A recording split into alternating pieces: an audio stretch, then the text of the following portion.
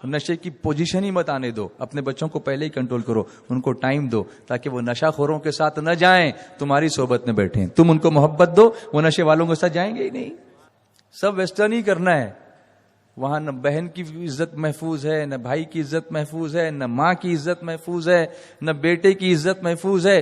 ہم تو بھارت کے رہنے والے ہیں، ہندوستان کے رہنے والے ہیں، ہمارے یہاں کلچر میں ماں باپ کا اور سب کا احترام تو پہلے سے دیا گیا ہے نا، ہم کو اس کو دھیان دینا چاہیے نا اس پر۔ تو ایک ریزن یہ ہوتا ہے کہ ہم دھیان نہیں دے رہے ہیں، ان کو محبت نہیں مل رہی ہے، ان کو پیار نہیں مل رہا ہے، اور وہ پیار کسی نشہ دینے والے سے ملتا ہے تو پھر اس کے نشے کا وہ شکار ہو جاتے ہیں، اور پھر دھیرے دھیرے وہ نشہ خود بھی کرتے ہیں اور دوسروں کو بھی دعوت دینے کا سبب بنتے ہیں۔ Number 2، peer pressure. Peer pressure یعنی کیا؟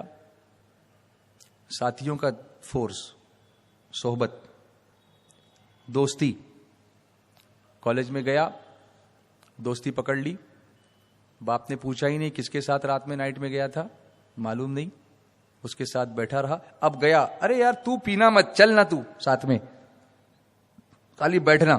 اب جا کے وہاں بیٹھا، وہاں پر شراب پی جا رہی ہے، وہاں پر نشہ کیا جا رہا ہے، 20% وہ اندر لے رہے ہیں، 80% باہر پھینک رہے ہیں۔ جب وہ اسموک کرتے ہیں تو ایک ہوتا ہے ایکٹیو اسموکنگ، دوسرا ہوتا ہے پیسو اسموکنگ۔ ایکٹیو اسموکر 20% وہ انہیل کرتا ہے اور 80% ایکسہیل کرتا ہے، باہر چھوڑتا ہے۔ تو کیا وہ بیٹھا ہوا اس پر ایفیکٹ نہیں ہوگا؟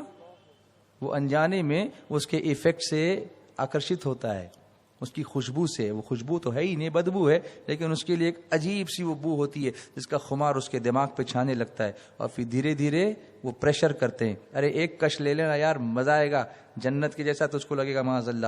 اس قسم کی باتیں وہ کرتے ہیں، اور اس پریشر میں وہ لینے لگتا ہے، اور اس کے بعد وہ اپنے آپ کو روک نہیں پاتا، پیئر پریشر۔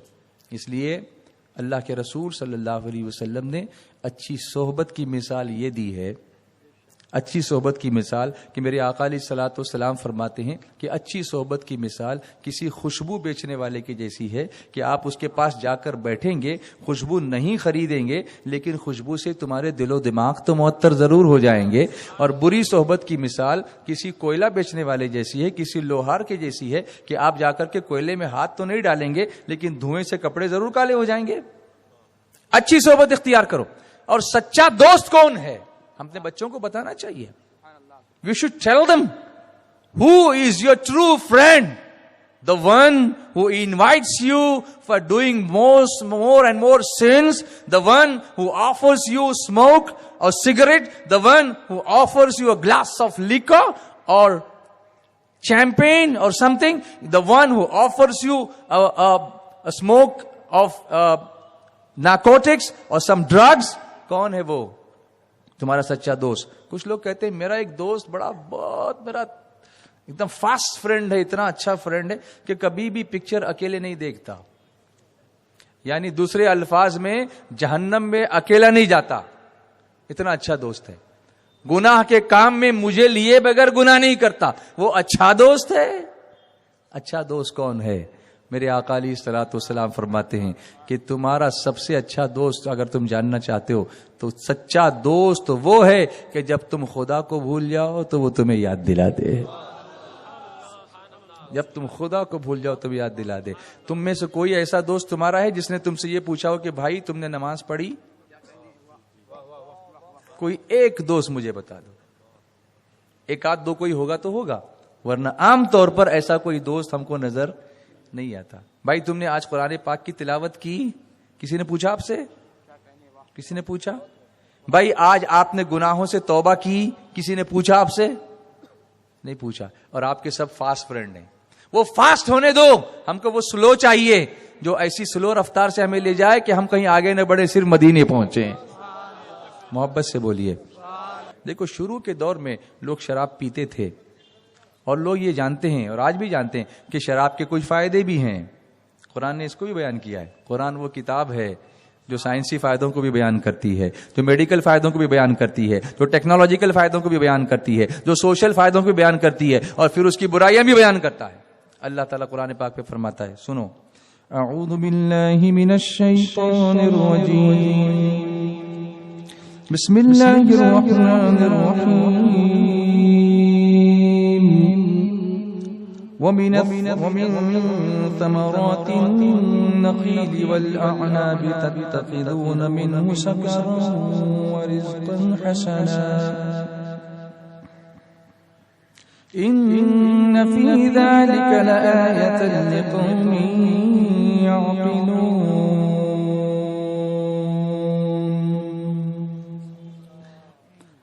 سورہ نحل کی آیت ہے 14ویں پارے کی. اور کھجور اور انگور کے پھلوں میں سے کہ اس سے نبیند بناتے ہو اور اچھا رزق، بے شک اس میں نشانی ہے عقل والوں کو.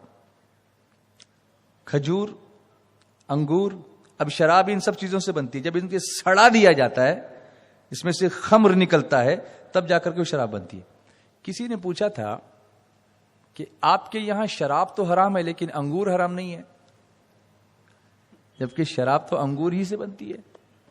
تو یہ کیسا مذہب ہے کہ جس چیز سے وہ بنتی ہے اس کو حرام نہیں کہا، جس چیز سے وہ بنتی ہے اس کو حرام نہیں کہا، اور جو چیز بن رہی ہے اس کو حرام کر دیا. ایک اللہ والے سے کسی نے سوال کیا تھا، اللہ اکبر، بڑا ہی پیارا جواب انہوں نے دیا تھا. محبت سے کہیے، پیار سے کہیے. انہوں نے کہا یہ دیکھیں، یہ میری بیوی ہے اور یہ میری بیٹی ہے. بیوی مجھ پر اللہ نے حلال کی ہے، لیکن اسی سے پیدا ہونے والی بیٹی مجھ پر حلال، تو اسی لیے شراب کو بھی انگور کی بیٹی ہی کہا جاتا ہے. تو ماں حلال ہے، اس کی ماں جو ہے وہ حلال ہے، اس کی بیٹی جو ہے وہ حلال نہیں ہے. اور وہ کرنے والا جانتا ہے کہ کیوں نہیں ہے. آپ جانتے ہیں سب. تو کھجور حلال ہے، انگور حلال ہے، لیکن جب وہ سڑ گل کر شراب بن جائے تو وہ حلال نہیں ہے، وہ حرام ہے. آگے دیکھیے کچھ آیتیں اور آپ کو سمجھاؤں. اعوذ باللہ من الشیطان الرجیم، بسم اللہ الرحمن الرحیم. يسألونك عن الخمر والميسر قل فيهما إثم كبير ومنافع للناس وإثمهما أكبر من نفعهما. سورہ بقرہ کی آیت. اور تم سے شراب اور جوئے کا حکم پوچھتے ہیں. شراب اور جوا، تم فرما دو کہ ان دونوں میں بڑا گناہ ہے اور لوگوں کے کچھ دنیاوی نفع بھی ہیں، کچھ فائدے بھی ہیں دنیاوی، اور ان کا گناہ ان کے نفع سے بڑا ہے. ایک ایگزامپل دیتا ہوں میں آپ کو. نفع ہے، کچھ لوگ کہیں گے جب اس میں نفع ہے تھوڑی سی जर घेतली ना तर जरा बरं वाटतं नाही का, जास्त घेत नाही, पण एकदा जर तुम्ही घेतलीत की मग तुम्हाला तो कंट्रोल होते का? ती थोडी थोडी करून जास्त होतेच ना. हा नुकसान आहे, तुम्ही कंट्रोल करू शकत नाही. एकदा ज्याच्या आहार गेलात की मग तुम्ही गेलात, मग तुम्हाला आई सुद्धा दिसत नाही, बायको सुद्धा दिसत नाही, तुम्हाला मुलं सुद्धा दिसत नाही, गटर मध्ये लोळत पडता. हे काय चांगलं आहे का? ये अच्छा है क्या? ये अच्छा है? मुझे बताए. तुम्हारी इज्जत नहीं होती. अरे फायदा अगर है भी कुछ मेडिकली, तब भी शराब पीने वाले की न हिंदुओं में इज्जत है न मुसलमानों में है, कहीं भी नहीं है. त्याला बेवडा म्हणतात. बेवडा म्हटलेलं आवडतं का तुम्हाला? मग कशाला करताय? काय घाण करून घेता आपल्या शरीराची आणि आपल्या समाजातल्या आपल्या स्थानाची, सगळं सोडून टाकाये. कशाला करताय तुम्ही? क्यों करते हो? आप भी क्यों करते हो ये सब? सुनो, कुछ फायदे भी हैं, कुछ नुकसान भी हैं. बंबई में जेजे का फ्लाईओवर बनाया, जेजे से लेके सीएसटी तक लंबा, इतना फायदा है उसमें, लेकिन पुलिस ने देखा कि बाइक वाले जाते हैं तो फायदा नहीं है, एक्सीडेंट होते हैं. बाइक को बैन किया ना पोलिसांना. विचारा का बंद करून टाकलं? आम्हाला का तुम्ही अडवणूक केलीत? हमने तो एक्सीडेंट नहीं किया था. कहा नहीं, तुमने एक्सीडेंट नहीं किया, लेकिन कुछ एक्सीडेंट्स हुए जिसकी वजह से लोगों की जान जाती है. इस ब्रिज से फायदा तो है, लेकिन उस फायदे, कुछ फायदे के लिए अगर हम अलाउ करते हैं तो बड़ा नुकसान होता है, इसलिए हमने बंदी कर दिया. वो लॉजिक यहां क्यों नहीं लगाते? नशे पे क्यों नहीं लगाते? कुछ फायदा तो है, थोड़ी देर में गुम हो जाते हैं ना लाल बत्ती लेके, لیکن اس کے بعد پوری زندگی کا نشہ چور ہو جاتا ہے نا. تو اس کو چھوڑو, وہ ٹیمپرری فائدے کو مت دیکھو. کسی کی جان جاتی ہے یار, تمہیں نشہ آتا ہے, تمہاری بیوی کی جان جاتی ہے, تمہارے بچے کی جان جاتی ہے, تمہاری ماں تل تل مرتی ہے تم کو دیکھ کر. تمہیں احساس نہیں ہوتا اس کا؟ احساس نہیں ہوتا تم کو؟ کیا تم صرف اپنی زندگی کے ذمہ دار ہو؟ تمہاری ماں جس نے دھکے کھا کھا کے تم کو پیدا کیا ہے, اس کا کوئی حق نہیں تم پر. زندگی صرف تم اپنے لیے جیتے ہو. سماج کس لیے ہے؟ سوسائٹی کس لیے ہے؟ اکیلے جا کے جنگل میں رہو اگر تم کو رہنا ہے تو. کسی کی تم ذمہ لگتے ہو, کسی کا تم پر حق ہے, کسی نے تمہیں پیدا کیا ہے, کسی نے اپنا خون پلا کے تمہیں بڑا کیا ہے, اس کے آنسو تم سے دیکھے کیسے جاتے ہیں؟ تو اس ماں کو پلٹ کر واپس آ کر دیکھنا ہے کہ نہیں رکنا ہے. نشے میں جا رہے ہو تم سمجھتے ہو میں نشے میں جا کر کے بھول جاؤں گا سب کچھ, تو تمہاری ماں تو تمہیں کبھی نہیں بھولے گی میرے عزیز. تمہاری ماں آخر ماں ہوتی ہے, وہ انتظار کر رہی ہے تمہارا کہ میرا بچہ اچھی حالت میں واپس آئے گا, میں اس کا ہاتھ پیر دھلاؤں گی, میں اسے کھانا کھلاؤں گی. تم اس کے لیے شراب کے نشے میں دھت آتے ہو, نشے کے اندر دھت آتے ہو, تم MD لیتے ہو, تم نارکوٹکس لیتے ہو, تم ایکسٹیسی لیتے ہو اور اپنی ماں کے دھکوں کو بھول جاتے ہو. تم کیسے انسان ہو؟ یہ تو جانور بھی نہیں کرتا ہے اور تم یہ کر رہے ہو. تو اگر فائدے ہیں تو نقصان زیادہ ہیں, یاد رکھو. قرآن نے اس کو بیان کیا. قرآن نے لاجیکل پہلو بھی بیان کیا ہے کہ یس نقصان ہے, فائدہ بھی ہے, لیکن نقصان زیادہ ہے اس لیے بین کیا ہے. لاجیکلی اس کو پروو کیا قرآن نے. آپ قرآن شریف پڑھیے, آپ کو معلوم ہوگا. آگے بڑھتے ہیں دھیرے دھیرے. اب جب روکنا ہوا تو ایک ساتھ نہیں روکا, گریجولی. اللہ تبارک و تعالیٰ نے پیدا کیا نا, اللہ جانتا ہے کہ اس سے ایک ساتھ یہ چھوٹے گا نہیں. تو وہ لوگ جو پیتے تھے ان کی آسانی کے لیے ایسا کیا کہ یہ آیت نازل فرمائی. اعوذ باللہ من الشیطان الرجیم, بسم اللہ الرحمن الرحیم. یا ایھا الذین آمنوا لا تقربوا الصلاة وانتم سکارى حتى تعلموا ما تقولون ولا جنبا إلا عابري سبيل حتى تغتسلوا. اے ایمان والو, نشے کی حالت میں نماز کے پاس نہ جاؤ. جب نشہ ہو تب نماز مت پڑھا کرو, جب تک اتنا ہوش نہ ہو کہ جو کہو اسے سمجھو, اور نہ ناپاکی حالت میں بے نہائے. نشے میں آدمی کو ہوش ہی نہیں ہوتا کہ وہ پڑھ کیا رہا ہے, وہ بول کیا رہا ہے, اس کے سامنے کون کھڑا ہے. کبھی کبھی نشے کی حالت میں کسی شخص نے اپنی ہی بیٹی سے غلط حرکت کی ہے, یہ بھی ہوا ہے. کون غیور انسان ایسا ہوگا,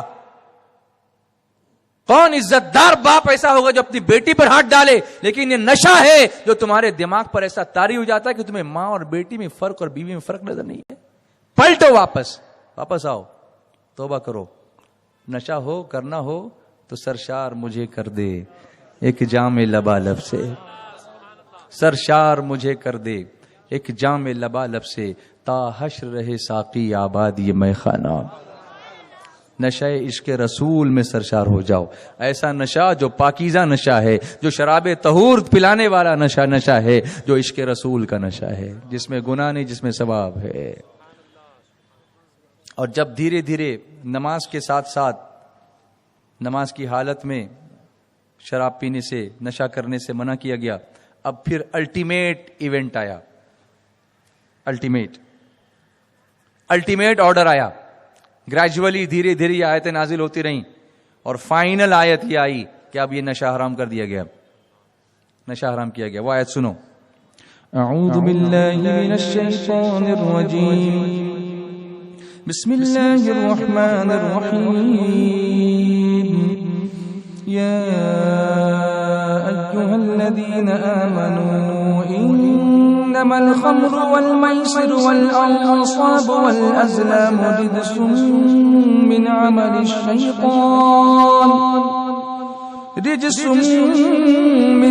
الشیطان فاجتنبوه لعلکم تفلحون. إنما يريد الشيطان أن يوقع بينكم العداوة والبغضاء في الخمر والميسر ويصدكم عن ذكر الله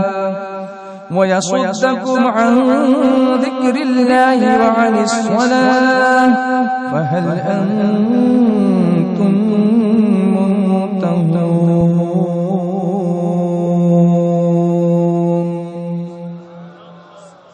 مجھے بڑا اچھا لگتا ہے جب آپ گردن جھکا کے اس کو سنتے ہیں. سبحان اللہ. یہ منظر کتنا پیارا ہے کہ مسلمان اپنے اللہ کے کلام کا کتنا احترام کرتا ہے کہ جب وہ قرآن سنتا ہے تو اپنی گردن کو جھکا دیا کرتا ہے. محبت سے بولیے, پیار سے بولیے. اللہ تعالیٰ فرماتا ہے اے ایمان والو, شراب, جوا, بت اور پانسے یہ سب ناپاک چیزیں ہیں. یہ سب کیسی چیزیں؟ ناپاک ہیں, شیطانی کام ہیں. یہ کام کیسا ہے؟ نشہ کرنا کیسا کام ہے؟ تو ہم کون ہیں, شیطان ہے کہ انسان ہے؟ تو پھر انسان نشہ کرے تو کیا بن جائے گا؟ شیطان بن جائے گا. شیطانی کام کرے گا, شیطانی کام ہے. تو ان سے بچتے رہنا کہ تم فلاح پاؤ. ان سے بچنے میں کامیابی ہے, اس میں پڑھنے میں کامیابی نہیں ہے. اب اس کا ریزن بیان کیا گیا. Everything is explained in Quran. Why is شراب اور نشہ is being forbidden by Allah سبحانہ وتعالی. کیوں اس سے منع کیا جا رہا ہے؟ اللہ فرماتا ہے شیطان یہی چاہتا ہے کہ تم میں بیر اور دشمنی ڈلوا دے. When somebody is under the influence of something which is intoxicating him, نشے میں ہوتا ہے تو دشمنی ہونے لگتی ہے, جھگڑا کرتا ہے نا, تو اس سے کیا ہوتا ہے؟ دشمنی ہوتی ہے.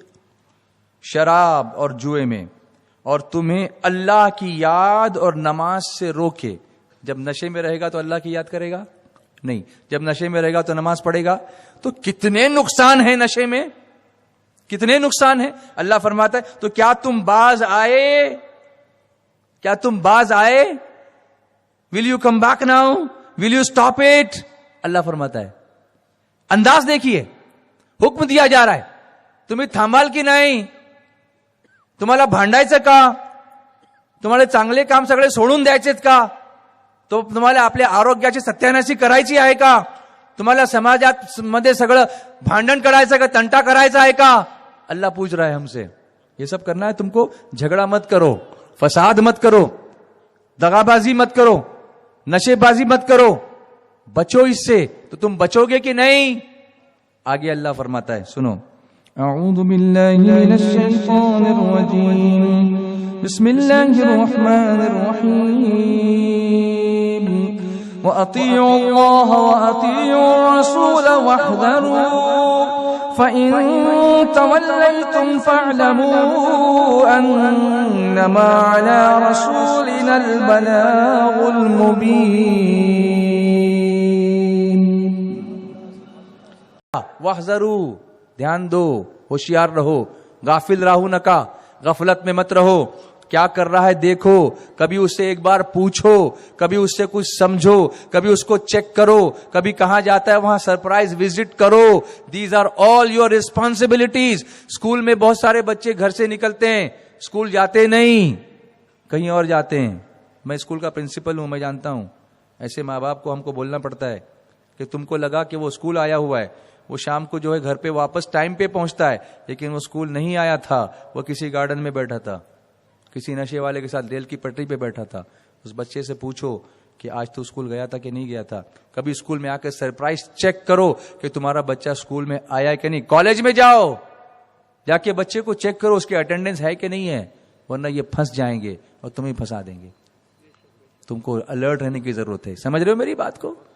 جو کہہ رہا ہوں ایسا ہوتا کہ نہیں ہوتا ہے؟ تو کب جاگو گے؟ جب سب ختم ہو جائے گا. آگ لگنے کے بعد پانی لاؤ گے یا آگ لگنے سے پہلے اپنی جان کو بچاؤ گے؟ آگ لگنے سے پہلے. اور سنو, فَإِن تَوَلَّيْتُمْ فَاعْلَمُوا أَنَّمَا عَلَى رَسُولِنَا الْبَلَاغُ الْمُبِينُ.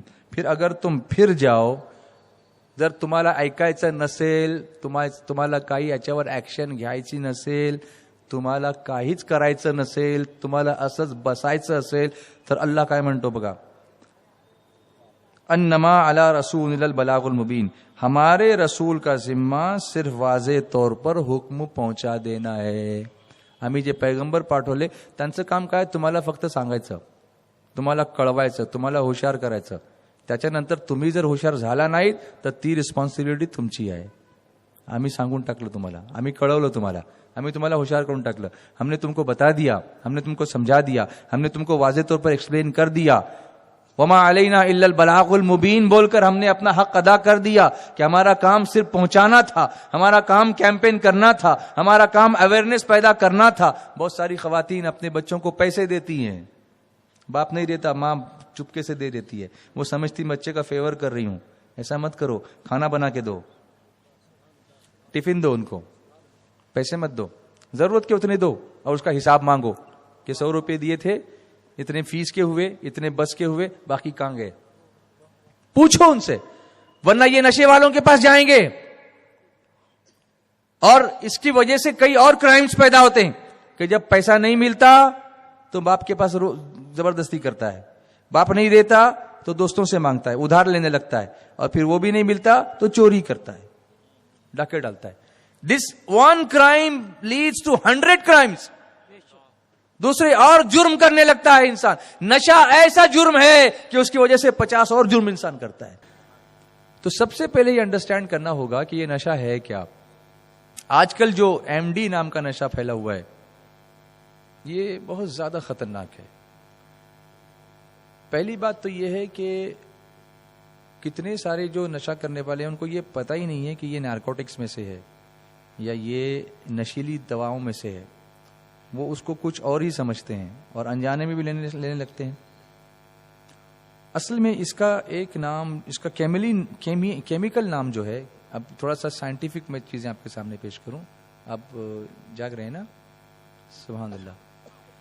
मिथिलीन डाइऑक्सी मेथाम्फेटामाइन, ये इसका लंबा चौड़ा नाम है, chemical name methylene dioxy methamphetamine. ये एक आर्टिफिशियल ड्रग है, मसनूई ड्रग है, और इसके दोनों इफेक्ट्स होते हैं, फिजिकल और साइकोलॉजिकल, तबई और नफ्सियाती, दोनों तरह के इफेक्ट्स होते हैं. असल में इसकी जो केमिकल, इसका स्ट्रक्चर है, ये मेथाम्फेटामाइन नाम का एक स्टिमुलेंट होता है, स्टिमुलेंट, मुतहर्रिक जिसको बोलते हैं, मुहर्रिक, किसी चीज को एक्टिवेट करने वाला. आप देखेंगे जब नशे में, इस नशे में आदमी होगा ना तो वो बहुत ज्यादा बोलता है कभी कभी, और रात भर जागेगा, थकन का एहसास नहीं होगा उसको. एक फॉल्स एनर्जी उसके अंदर आती है, फॉल्स एनर्जी, एक्चुअल एनर्जी नहीं है, फॉल्स एनर्जी. उसको एहसास होता है कि मुझे कोई थकन नहीं है, दिमागी तौर पर उसको मफलूज कर दिया जाता है. और ये मेस्कैलिन नामी एक ऐसे कीमियाई मुरक्कब से भी मुवासलत रखता है जिसके जेरे असर, जिसके इन्फ्लुएंस में इंसान तखय्युल की परवास करता है. कहते हैं ना कि वो लाल परी की तखय्युल की परवास करता है. वो इस जमीन पे, ग्राउंड पे नहीं होता, वो गटर में भी पड़ा हुआ होता है तो समझता मैं आसमान में उड़ रहा हूं, उसका दिमाग कहीं और होता है. कितनी खतरनाक सिचुएशन है ये एक इंसान के लिए. अगर उसको कोई काटे भी तो एहसास नहीं होगा, उसको तो मार डालेंगे लोग ऐसे ही, पता नहीं होगा. क्या आप इसको समजते हो, नशेच्या आहारी तुम्ही जाता, तुम्हाला कळत नाही की तुम्ही स्वतःला कुठेतरी झोकून दिलेलं आहे, त्याचा काय इफेक्ट होतो, त्याचा प्रभाव काय होतो तुमच्या डोक्यावर, तुमच्या मेंदूवर, तुमच्या शरीरावर, सगळं संपून जातं, वाट लागते तुमच्या शरीराची.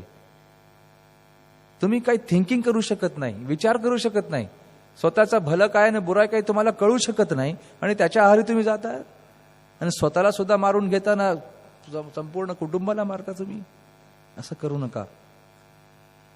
MDMA, Mithil dioxy methamphetamine, MDMA इसका पूरा नाम है. अलग अलग ब्रांड नेम से भी ये बिकता है, लेकिन वो ब्रांड नेम्स में बताऊंगा नहीं, वरना इसके कभी कभी दूसरे असरात भी होते हैं कि बच्चे तजस्सुस में उसे लेने लगते हैं, फिर नहीं बताऊंगा. तो उसमें एक मामला इसका ऐसा होता है, हमारे दिमाग में बहुत सारे न्यूरॉन्स होते हैं, एक वायरिंग है कंप्यूटर की. अगर आपने कभी इंसानी दिमाग देखा होगा, इट्स अमेजिंग. आप इंसान को अमेजिंग कहते हो, हम उसके बनाने वाले को अमेजिंग समझते हैं. جس نے اس کی تخلیق کی ہے. کمپیوٹر کے وائرز کیا ہوں گے؟ اس سے کہیں ہزاروں گنا کروڑوں گنا ایڈوانس ہمارا انسانی دماغ ہوتا ہے. اس کی وائرنگز ہوتی ہیں, اس کا کیبل ہوتا ہے, اس کا نیٹ ورکنگ ہوتا ہے, اور اس کو انرجی سپلائی, یہ بلڈ سپلائی ہوتا ہے جو ہارٹ سے اوپر جاتا ہے پمپنگ کر کے. تو اس میں سیروٹونین نامی ایک نیورو ٹرانسمیٹر ہوتا ہے. نیورو ٹرانسمیٹر جو اعصاب ہوتے ہیں, نیورونز ہوتے ہیں, ان سے نکلنے والا ایک کیمیکل ہوتا ہے جو احساس کے, جو جذبات کی جو اندر مسلس ہوتے ہیں, اس کے احساس کو ایک نیورون سے دوسرے وائر تک منتقل کرتا ہے, یعنی اس کو پھیلاتا ہے. اس کو یہ جا کے یہ نشہ جو ہے ایکٹیویٹ کرتا ہے, یہ ایم ڈی اس کو جا کے ایکٹیویٹ کرتا ہے. یہ دماغ میں اثر ہوتا ہے اس کا, اور اس کی وجہ سے کئی منٹوں سے لے کے کئی گھنٹوں تک ایک کیفیت اس پر طاری ہو جاتی ہے, اس نشے کے کرنے والے پر. اور خوشی کی کیفیت, پلیجر, لذت کی کیفیت اس میں مصنوعی اضافہ کرتا ہے, اور جسم کے اندر فالس کانفیڈنس اور فالس انرجی پیدا کرتا ہے. اب اس کے اثرات کیا ہوتے ہیں؟ اس کے اثرات یہ ہوتے ہیں کہ آسانی سے بھی انسان کسی کے سامنے بھی سبمٹ ہو جاتا ہے, قبول کر لیتا ہے کسی بھی چیز کو. وہ بھلا برا اس کی تمیز اس کے سامنے رہتی نہیں ہے.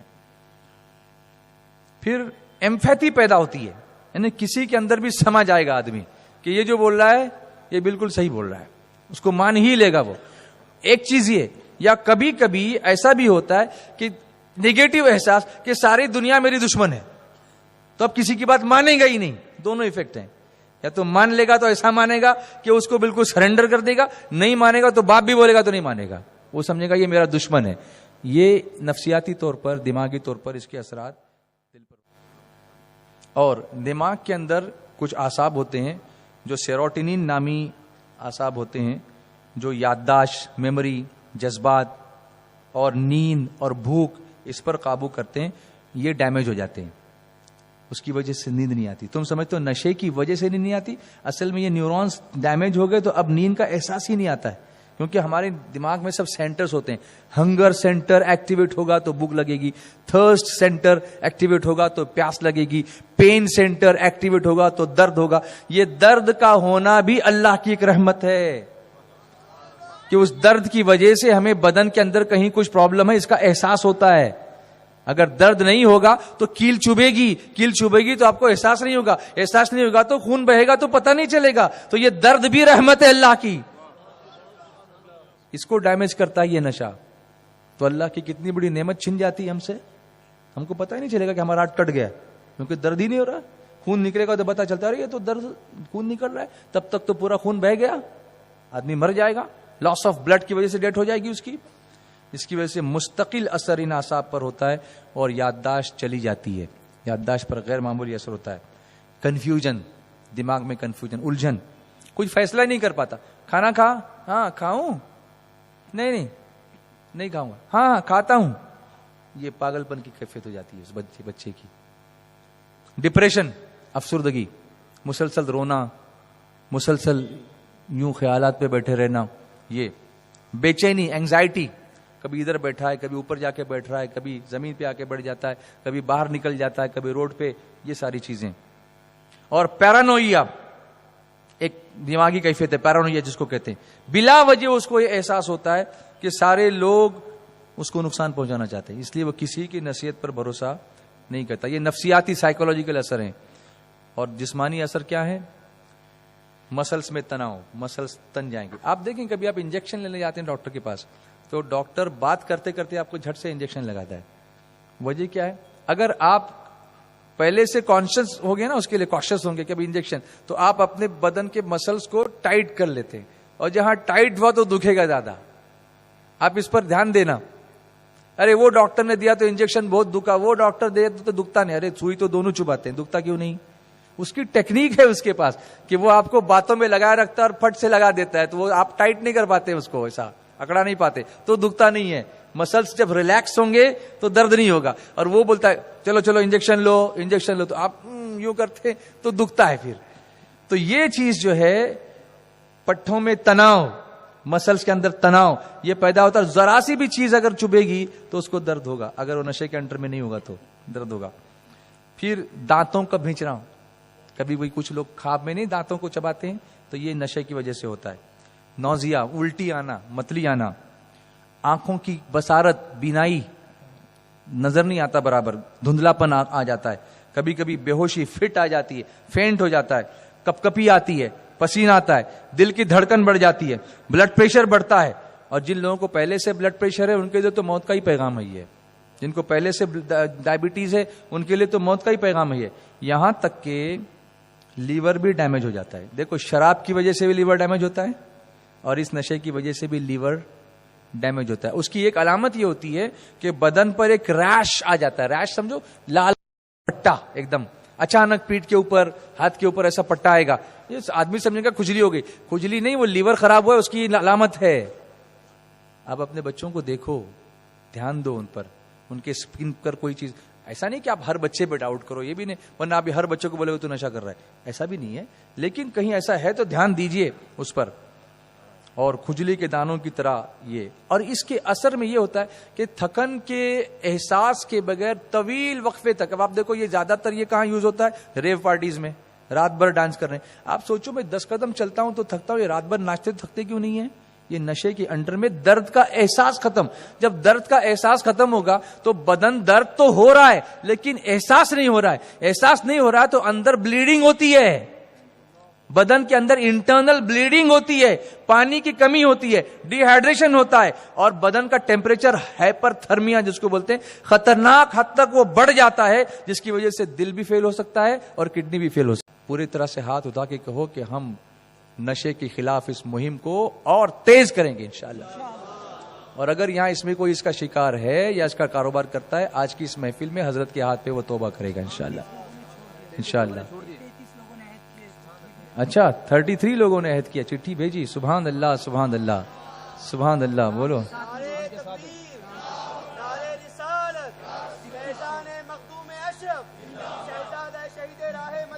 سبحان اللہ، سبحان اللہ۔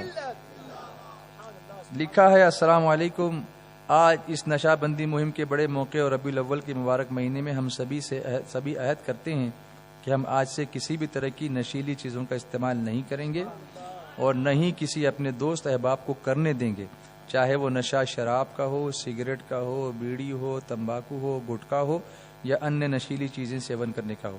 پروردگار ہمیں اس عہد پر قائم رکھنے میں کامیاب کریں۔ ہم سبھی لوگ حضرت معین میاں صاحب اور عثمانیہ کمیٹی کا تہہ دل سے شکریہ ادا کرتے ہیں، سبحان اللہ۔ اور ان لوگوں نے اپنے نام بھی لکھے ہیں اور یہاں پر سگنیچر بھی کی ہے۔ تو اللہ تعالیٰ جزائے خیر عطا فرمائے، ان سب کو توبہ پر استقامت